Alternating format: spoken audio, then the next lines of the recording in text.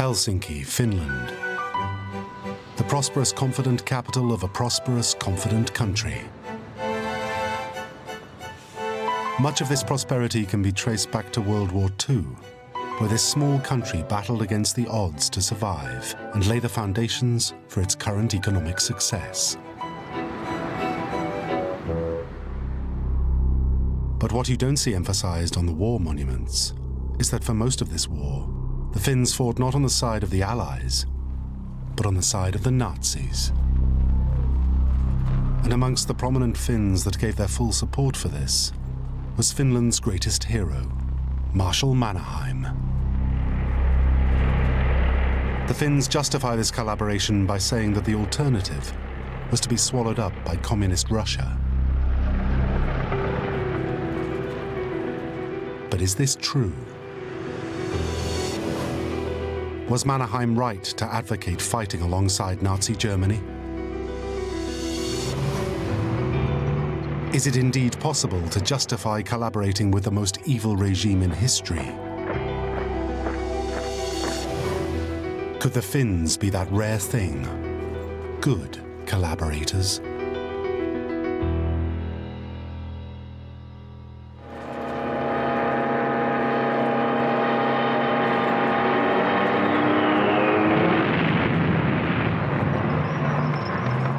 September 1939. War is declared.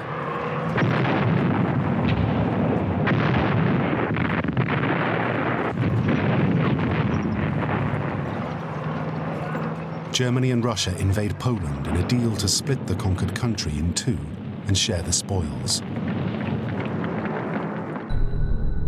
But in the north, Russia saw the chance to settle a long-standing grudge with an old enemy, Finland.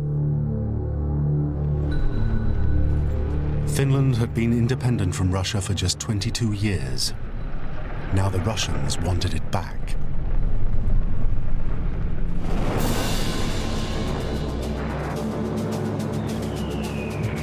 In November 1939, Helsinki is attacked by Russian aircraft.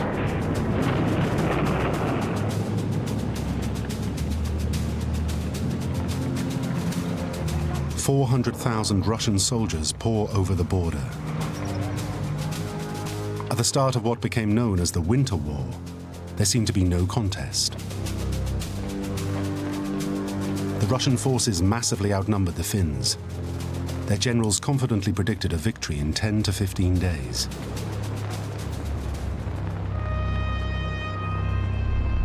Finland, after all, was only a small nation of just 3.5 million people. 80% of their forces weren't professional soldiers, but volunteers. The Finns lacked key military equipment like tanks and had just 2 weeks' supply of ammunition. But Finland did have two secret weapons. The 1939 winter was exceptionally cold, which the Finns could use to their advantage. They also had a commander who knew the Russians like the back of his hand. Carl Gustaf Mannerheim had served for 30 years in the Imperial Russian Army. He had then returned to Finland to lead the country to independence after a bloody civil war. Now this cigar-smoking aristocrat was back in charge of the Finnish army at the age of 72.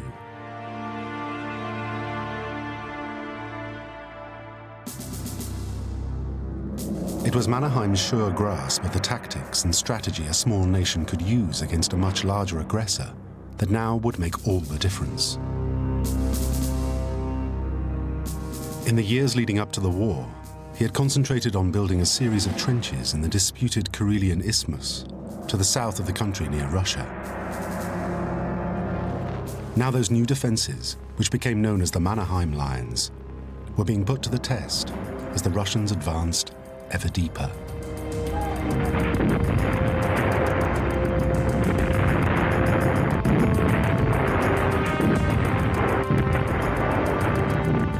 They worked.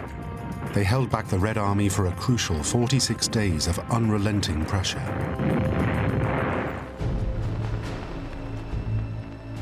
And Mannerheim wasn't content just to defend. He organized small bands of soldiers, often lightly equipped on skis, who soon got the measure of the Russians.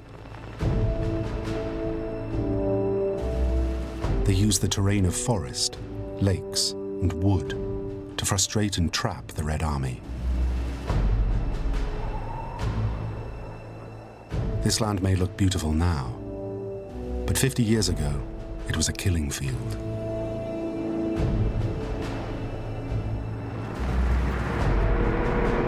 A favorite tactic of Mannerheim's was to trap the long Russian armored columns by attacking the convoys at the front, in the middle, and at the rear.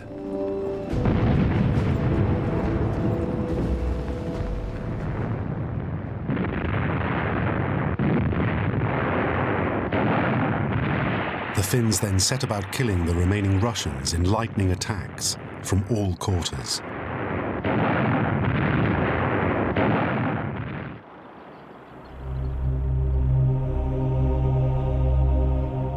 And if the Finns didn't get the Russian conscripts, the weather did.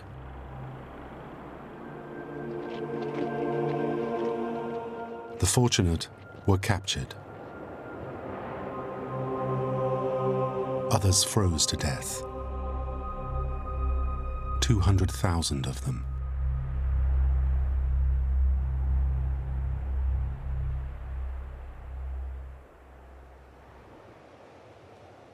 But despite these early Finnish successes, Mannerheim knew that the might of the Red Army would eventually win through.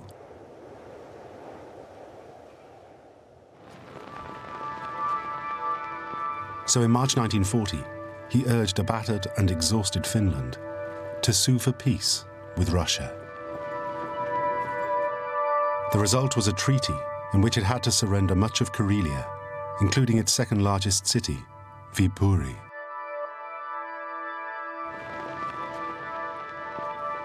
"400,000 refugees fled into what remained of Finland. Many Finns felt betrayed, but Mannerheim stressed that their troops had done well, and at least Finland had not been conquered. But it was a very dark time, and it could only get worse.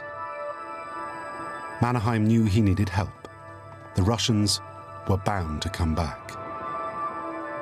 They always did, because Finland and Russia shared a long and savage history.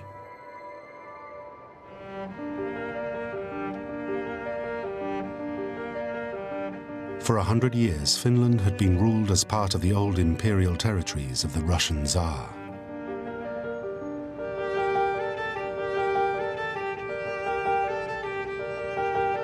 Finnish independence seemed simply a dream.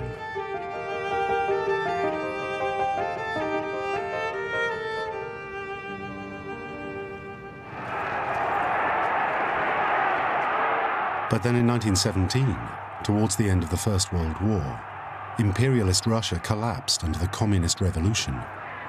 Finland became an independent nation.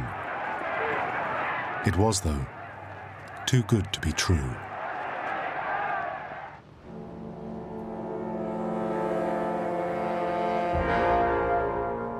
The new communist rulers of Russia encouraged the Finnish working class to rise up and establish a Finnish communist state. Finland divided between the left, the communist Reds, and the right, the nationalist Whites. Civil war became inevitable. The Reds took over Helsinki and looked to Russia for help and support. The Whites regrouped in the country and looked instead for help to an old friend, Germany.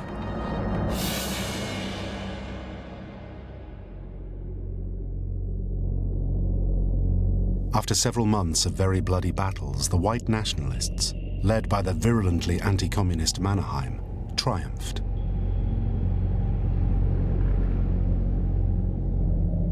Over 80,000 Red sympathizers were interned, some in islands around Helsinki, in appalling conditions. 11,000 of them perished.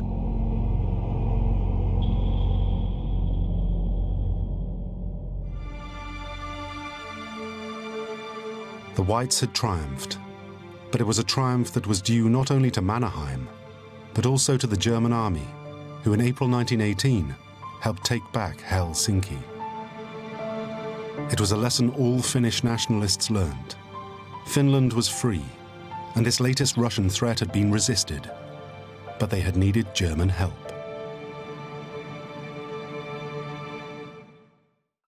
Discover the past with exclusive military history documentaries and ad-free podcasts presented by world-renowned historians, all on History Hit. Watch them on your smart TV or on the go with your mobile device. Download the app now to watch everything, from the gripping story of the Band of Brothers to Operation Barbarossa and D-Day. Immerse yourself in the dramatic stories of this remarkable era by signing up via the link in the description.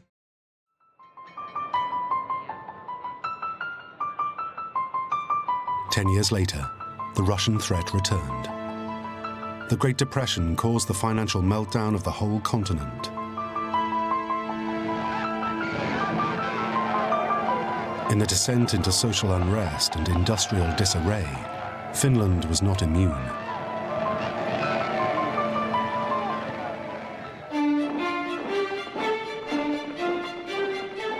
Millions lost their jobs. Communism became attractive once again, especially to the working class and the poor.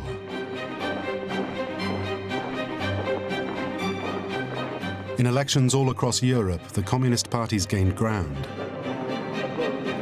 In 1929 in Finland, they won 14% of the vote.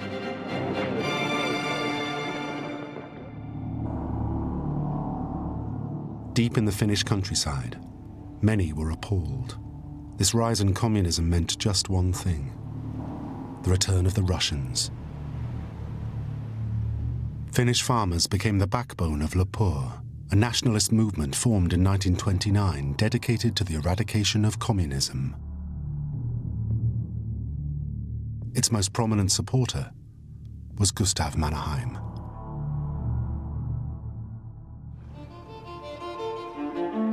After the Civil War ended in 1918, Mannerheim had retired to an elegant wooden house in the most expensive part of Helsinki. There he entertained and stored all the many trophies he'd acquired in his travels.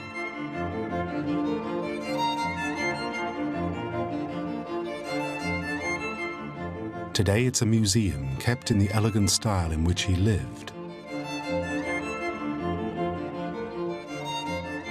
Although his bedroom reflects the soldier he always remained in his heart.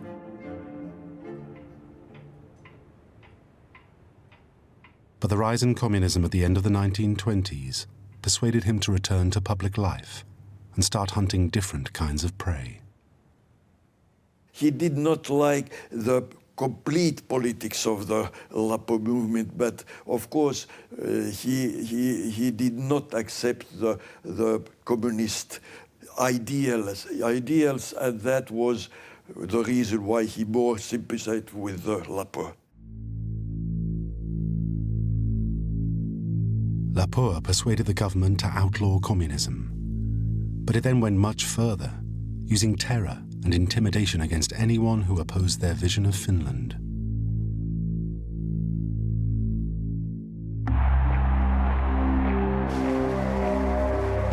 In 1932, Lappo was banned. But soon another right-wing party emerged, taking inspiration from Nazi Germany. The People's Patriotic Movement consciously copied elements of Hitler's political thinking, notably the national community, where the individual is secondary to the fatherland.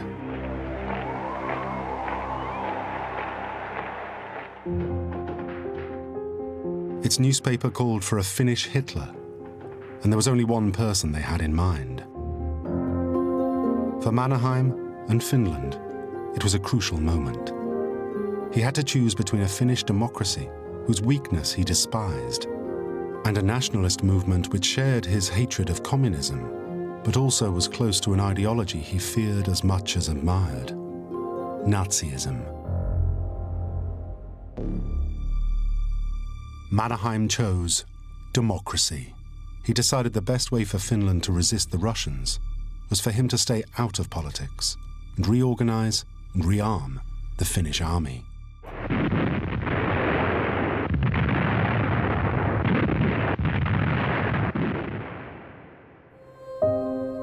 The Winter War of 1939 proved him right.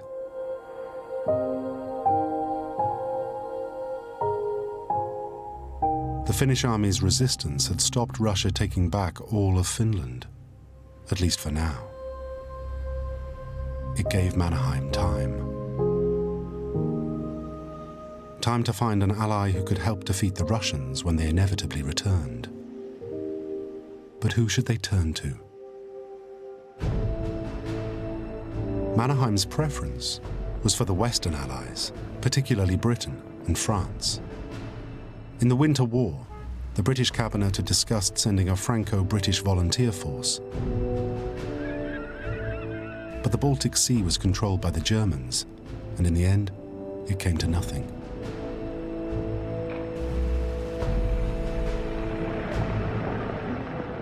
The 12,000 volunteers from all around the world who did make it to Finland included only a handful of British and French citizens.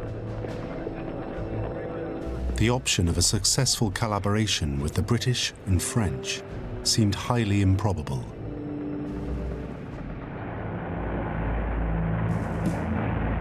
There was, however, another option: Finland's old friend Germany. The only problem was that this was a very different Germany. It was now controlled by Hitler and the Nazis.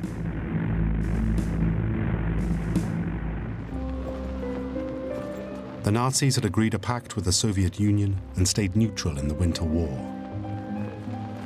But everyone knew this pact was cynical, and Hitler started conceiving the idea that his Russian ally would soon become his enemy. He was determined to strike first by preparing in secret an invasion.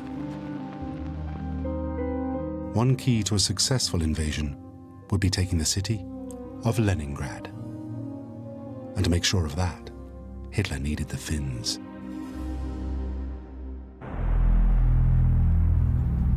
In August 1940, Mannerheim received a letter from Hermann Göring, the most senior of all Hitler's commanders, requesting permission for German troops to cross Finnish soil.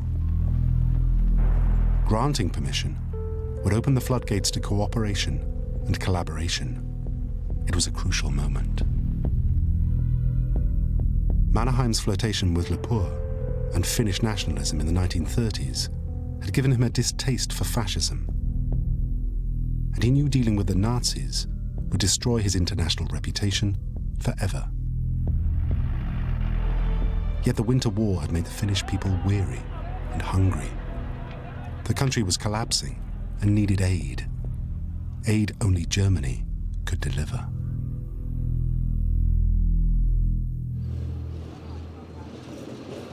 As Mannerheim pondered his decision, the pro-German movement in Finland grew stronger. Particularly influential was the new rector of Helsinki University, Ralph Nevanlinna.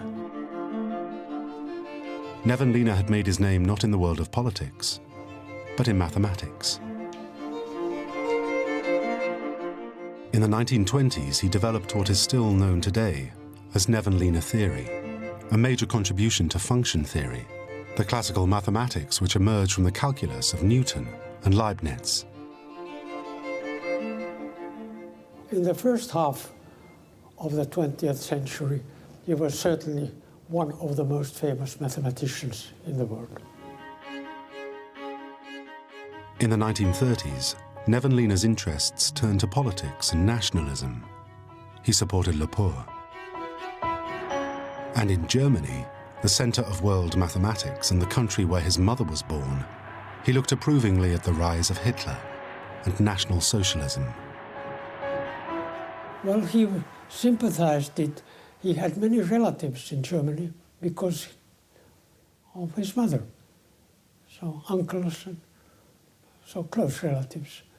And their reports were positive.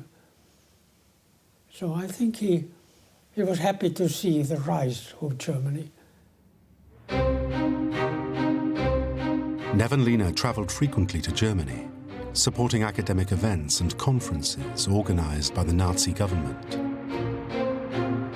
He became known as a sympathetic friend of the Third Reich, openly praising their achievements and singling out Goering for a special mention.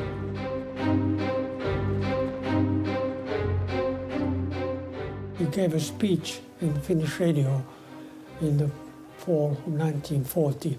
He praised the German armed forces of their successes in Europe and especially Nazi ideology. Although Nevanlinna's enthusiasm for the Nazis wasn't widely shared in Finland, it was extremely influential. It was clear that given a choice between Russian communism and the Nazis, most Finns would choose the Nazis.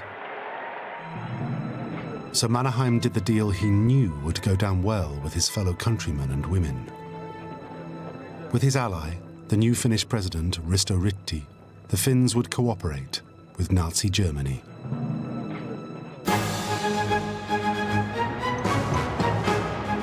The result was felt straight away. Ammunition, oil, coal, fertilizers, grain and meat flooded into the country brought in by German troops to enthusiastic receptions from Finns all across the land.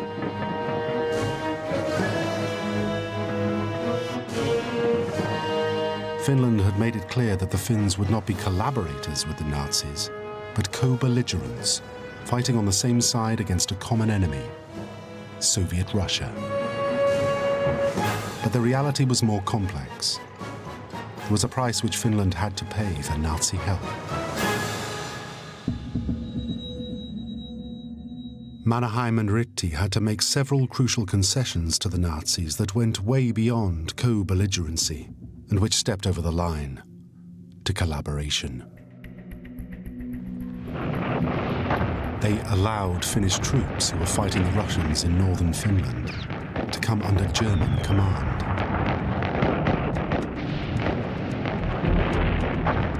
And amongst the 200,000 German troops that now moved into Finland, the Finnish government turned a blind eye to soldiers from the armed wing of the Nazi party, the SS.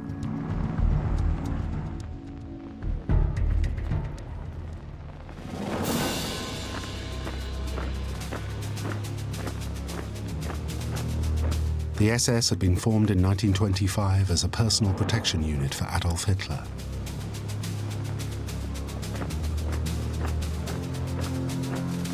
Under the leadership of Heinrich Himmler, it had grown into one of the largest and most powerful organizations in the Third Reich. SS soldiers swore personal allegiance to Hitler and fought unquestionably for his ideology.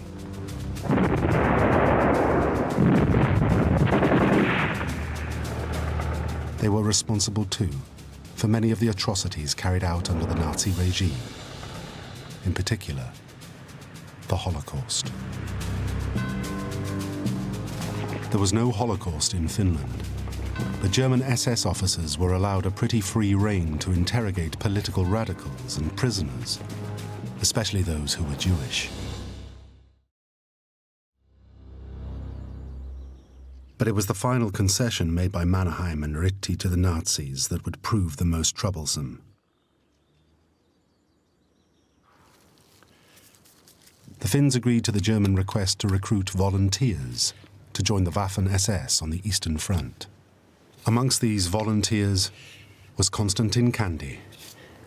Minulla oli tulossa niin kuin asevelvollisuusaika vuonna 1941 lokakuussa, mutta silloin toukokuun aikana selvisi tieto, että Saksan armeija pääsisi palvelemaan noin 8 vuodeksi. Niin me emme tienneet sitä, että me joudumme niin sanottuja Waffen-SS-osastoihin.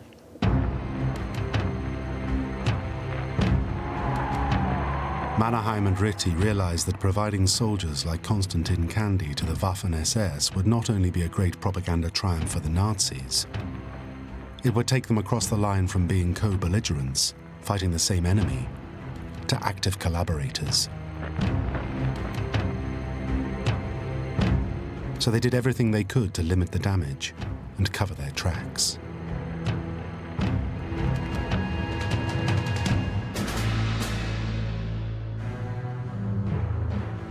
The Finnish SS battalion could only fight against Russia, not against the other allies.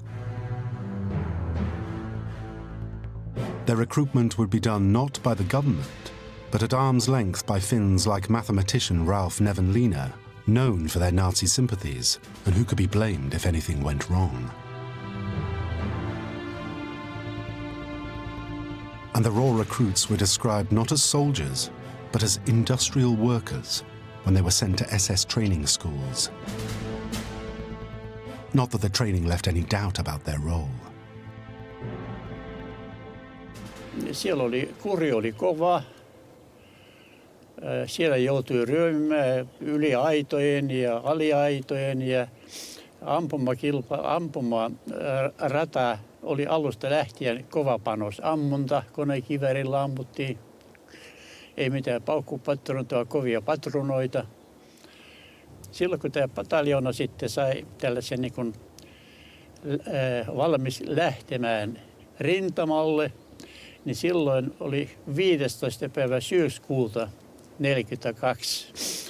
Pataljoona oli kerätty niin kuin avoneliöön ja siellä vannottiin Hitlerille, nimenomaan Hitlerille, valaa.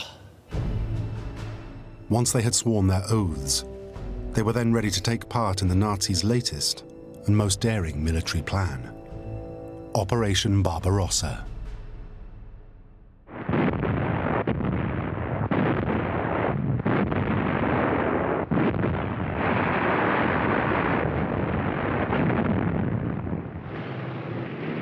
In August 1941, German panzers drove deep into Russia, catching Stalin, their former ally, completely by surprise.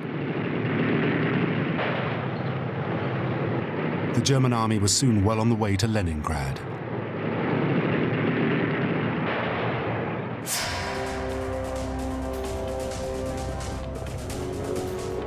And there was another surprise for the Russians. Up in Finland, Mannerheim seized his opportunity.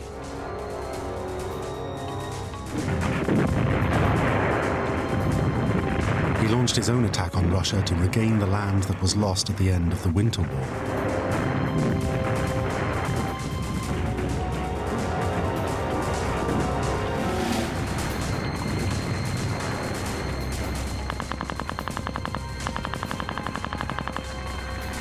With the Red Army preoccupied with the German attack inside Russia, the Finnish troops managed to quickly capture all the territory conceded.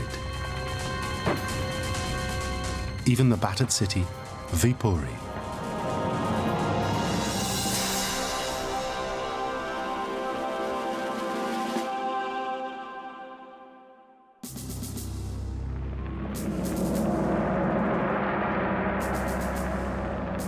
But at the old Russian-Finnish border, Mannerheim stopped his troops and ordered them to go no further. Despite German pleas, attacking Leningrad was a line of collaboration he was not prepared to cross. Mannerheim realized that if the Finns joined in with the German troops who were attacking Leningrad from the south, they would become aggressors. They would no longer be able to claim that Finland was involved in a defensive war, simply to take back Finnish territory.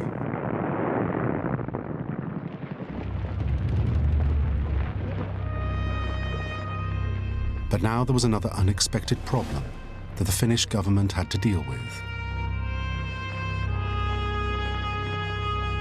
What to do with the Russian prisoners of war and displaced civilians who now came under Finnish control? Unlike the Germans, the Finns treated many of them well, but not all.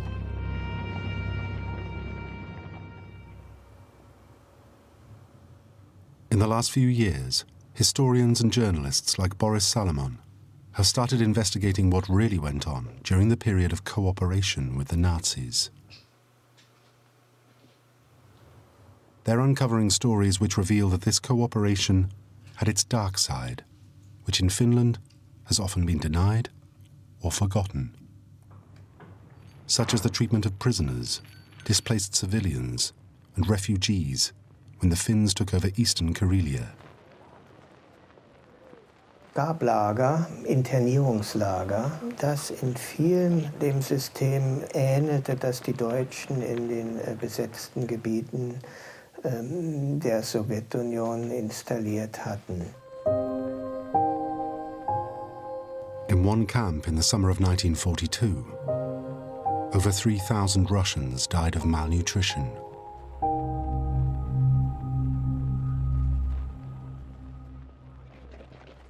Der große Gedanke war ja, eine Siedlungsaktion vorzunehmen. Das heißt, sozusagen die slawischen Anteile der Bevölkerung zu verdrängen und durch finnische Siedler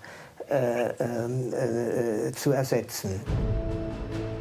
After the war, several prison wardens and officers were tried and found guilty of crimes against humanity. But at the time, nobody cared. Not even Mannerheim, who was focused instead on how well the war was going.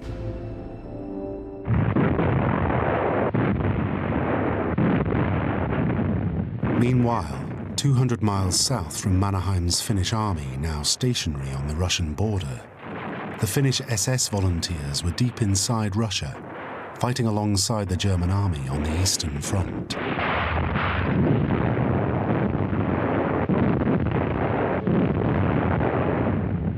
They proved to be magnificent warriors, often against the odds.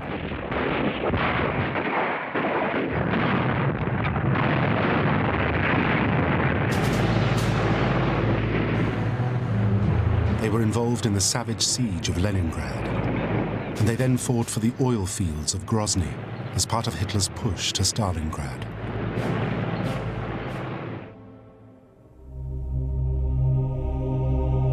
The Finnish volunteers' bravery earned the division many German medals, but at great personal cost. Over 500 of them were wounded. 200 lost their lives. Minun ryhmäjohtaja kaatui minun vieressä ja luoti meni tästä läpi ja ei saanut häntä pois sieltä ja hän jää sitten sinne vihollisen puolelle tavallaan. Oberchauffeur Repp, sen nimi oli. Alanne kuoli jouluna. Pentti Koivisto kuoli jouluna.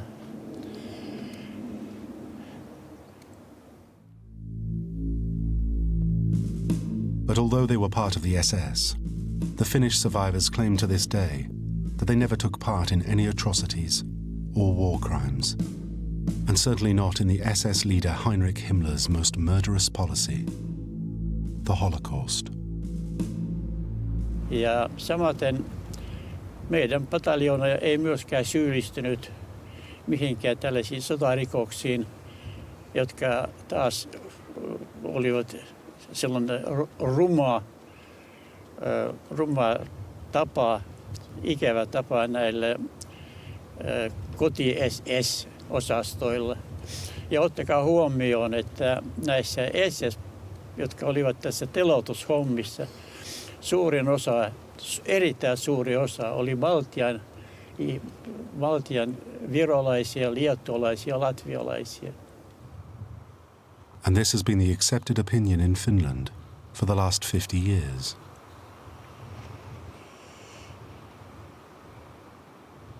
But now these accounts are being questioned too. The Finnish soldiers were, after all, fully part of the Waffen-SS. Also man hat also nachweisen können, dass also Waffen-SS-Einheiten an Mordtaten in Lidice teilgenommen haben und auch in Frankreich Menschen ermordet haben. Das heißt, es gibt diese Einstufung, nämlich kriminelle Organisation. Man kann belegen, dass auch Finnen, die im Raum Kaukasus gekämpft haben, durchaus an Tötungen teilgenommen haben. An Tötung, ich meine jetzt an Zivilpersonen. Boris Salomon says that in at least one fully documented case, in Poland in June 1941, a Finnish SS soldier witnessed an execution of Jews. He thinks there may well be other cases. But this is strongly denied by the SS veterans still alive today. They say they neither witnessed nor participated in any such crime, nor did any Finn they knew. There was one man, though, who gradually realized the potential for disaster the Finnish SS division might prove. In Finland today, you can't escape tributes to Gustaf Mannerheim.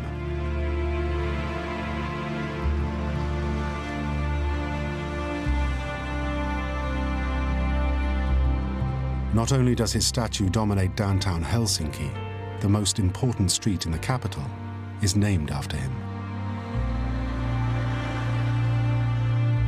And in the house where he once lived, alongside his preserved furniture, you can now buy your very own Mannerheim bust, a bargain at €25.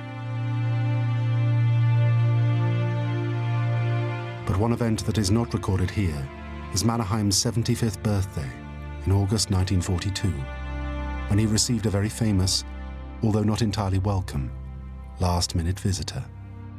He was never a friend of Hitler, and he didn't want to make close friendship with him.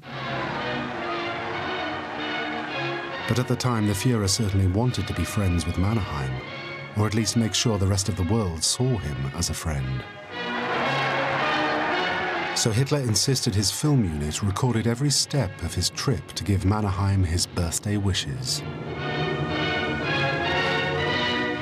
Aterrizaje en un aeródromo detrás del frente finlandés. Recibe al Führer el presidente del Estado finlandés, Ryti.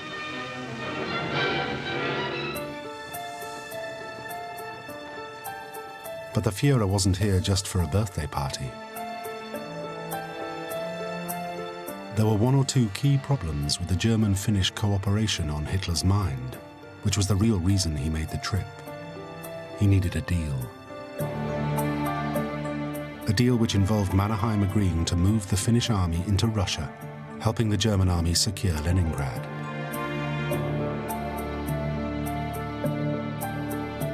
And a deal which enabled him to keep the Finnish SS volunteers fighting with the German army in Russia and not recall them home. Mannerheim relished his moment of power, even doing something people rarely did in front of the Führer. Hitler hated smoking. After the lunch, he lit his cigar, and all the officers of the Hitler companions, they were quite pale when they saw that, but they couldn't say anything, and Hitler did not say anything. Mannerheim could sense that the war was on the turn, and that things were beginning to slip away from Germany. He wanted out. So he insisted that despite Hitler's wishes, the Finnish SS volunteers should be recalled from Russia, and the men integrated into the regular Finnish army on the Russian border. That didn't please the Germans at all.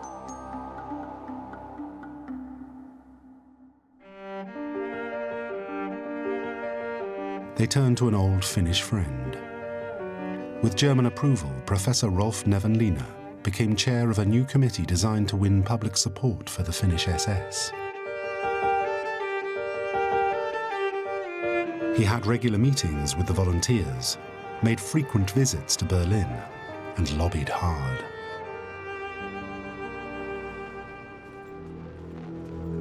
But Mannerheim wouldn't give way, and eventually the head of the SS, Heinrich Himmler, recognized defeat.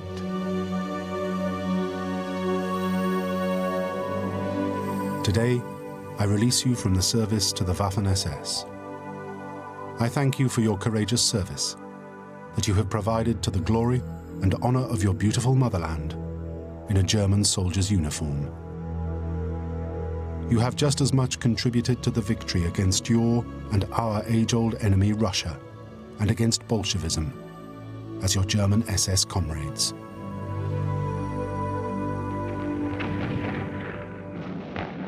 By the summer of 1943, most of the Finnish SS battalion had been recalled, although over 100 did volunteer to stay on and fight as part of German units.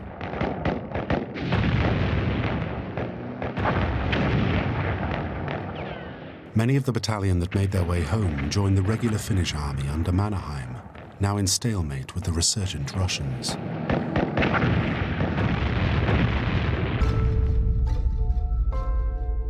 But extracting Finland from the SS was relatively easy. Much more difficult was bringing an end to the war against Russia, not least because there were still hundreds of thousands of German troops on Finnish soil. Yet it was clear that this collaboration with the Nazis had to stop if Finland wasn't to find itself on the losing side at the end of the war.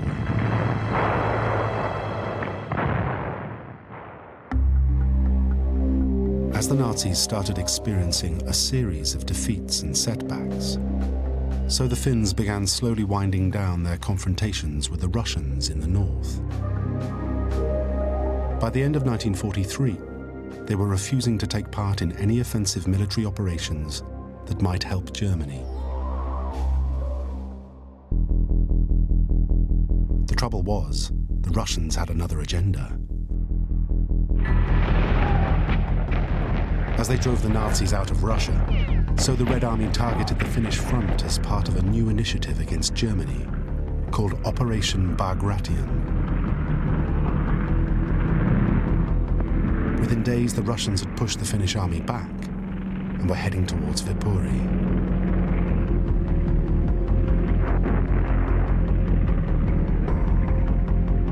Soon the Finns would be steamrolled by their arch-enemy.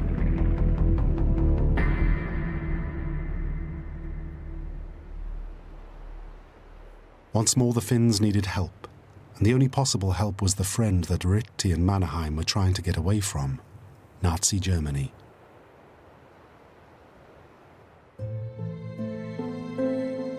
So they hatched a daring plan.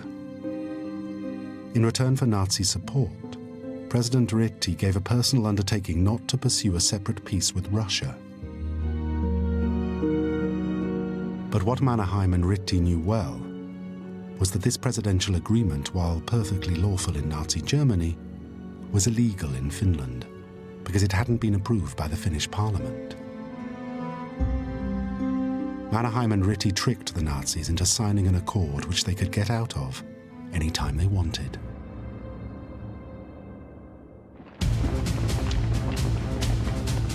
The Germans rushed troops and anti-tank weapons to the rescue of the Finns.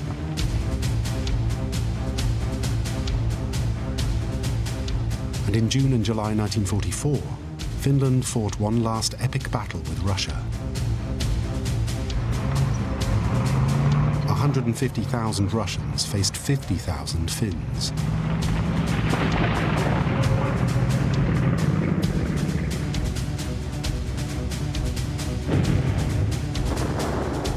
In an area spanning 40 square miles, the two sides' artillery pounded each other relentlessly.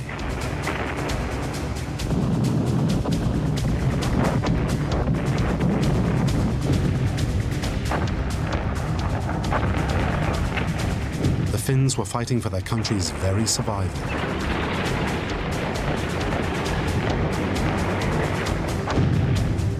But they held on.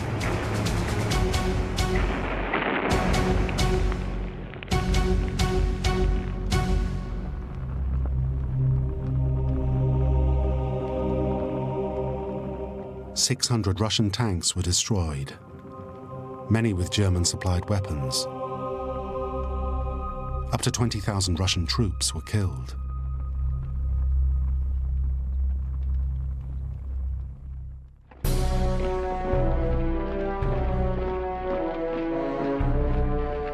The battle was hugely important.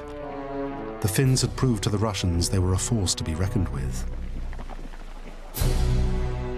They would fiercely resist all attempts by the Red Army to conquer them, and they had shown that the price of capturing Finland would be far too high.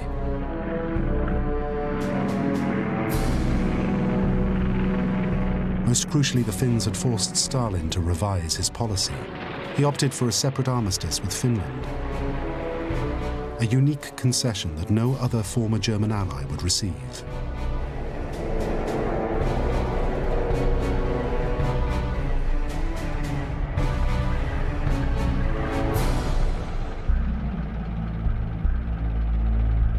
None of this would have been possible without German support. The deal with Germany had secured Finland's future. And now the Finns would repay the Germans by going back on what they had promised.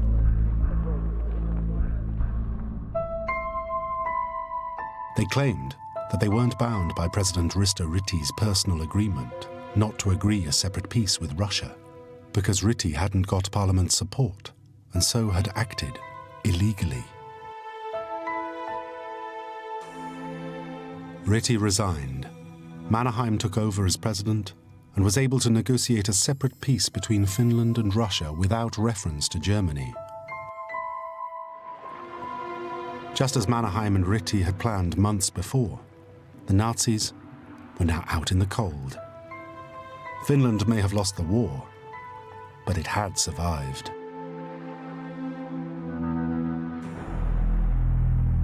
True, the Russians did insist on keeping all the territory they had won in the Winter War, including Viipuri, Finland's second city, now known as the Russian city of Viborg. But Finland, unlike the other Baltic states, remained free of communism. There was, however, a price to pay.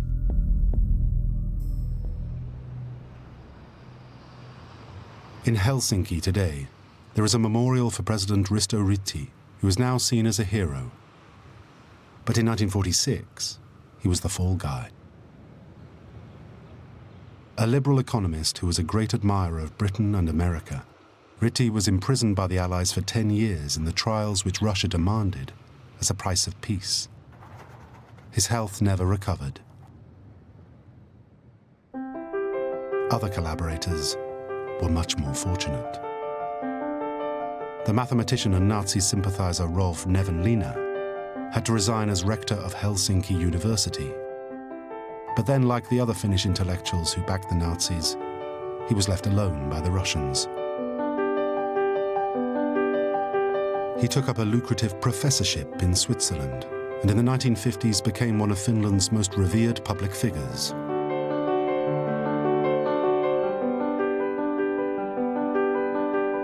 His reputation remains virtually unblemished today.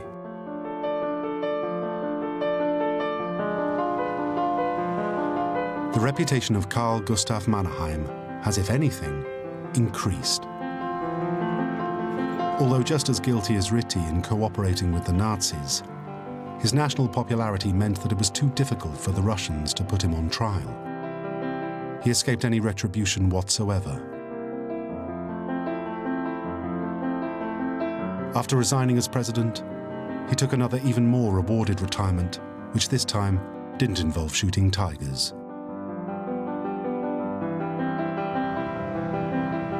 He was buried with full honors in 1951, and in 2004 was voted the greatest Finn.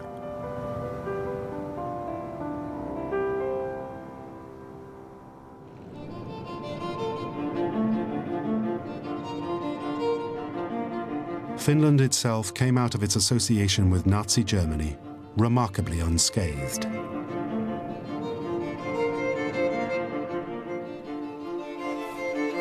It remains proud of the Finns who served in German uniforms. Although most Finns would still rather forget the darker moments of Nazi collaboration.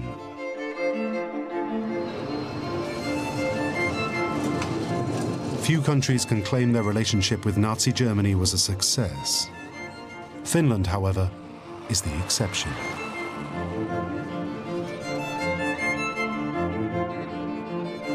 Even if it meant collaborating with some of the most vicious war criminals the world has ever seen.